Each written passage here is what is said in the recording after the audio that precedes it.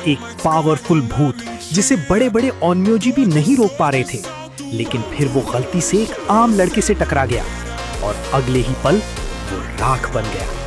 ये आम लड़का है टेत्सुओ और उसे खुद नहीं पता कि उसके लिखे हुए शब्द सच हो जाते हैं। कुछ देर पहले वही ओन्म्योजी उस खतरनाक भूत का पीछा कर रहे थे, लेकिन जैसे ही वो भूत टेत्सुओ के पास आया, उसके हाथ में पकड़ी एक छोटी सी शॉपिंग लिस्ट की वजह से वो तुरंत राख बन गया।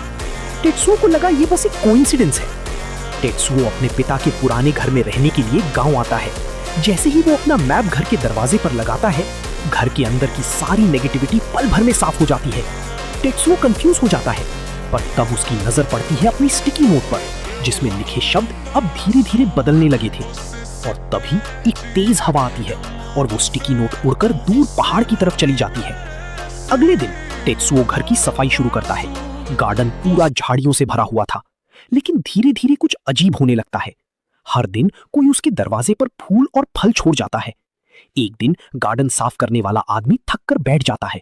तभी हवा से उड़ती हुई वही पुरानी स्टिकी नोट उससे टकराती है और तुरंत उसकी सारी थकान गायब हो जाती है। तभी टेत्सुओ के सामने आती है एक शक्तिशाली लोमड़ी। लेकिन ये कोई आम लोमड़ी नहीं थी, ये पड़ोस के पहाड़ का माउंटेन गॉड था। असल में टेत्सुओ की वो गुम हुई स्टिकी नोट ने इसकी जान बचाई थी, इसलिए ये देवता रोज उससे तोहफे भेज रहा था। टेत्सुओ उसे खाना और कोल्ड ड्रिंक देता है और उसे पीते ही देवता के अंदर एक नई ऊर्जा आ जाती है।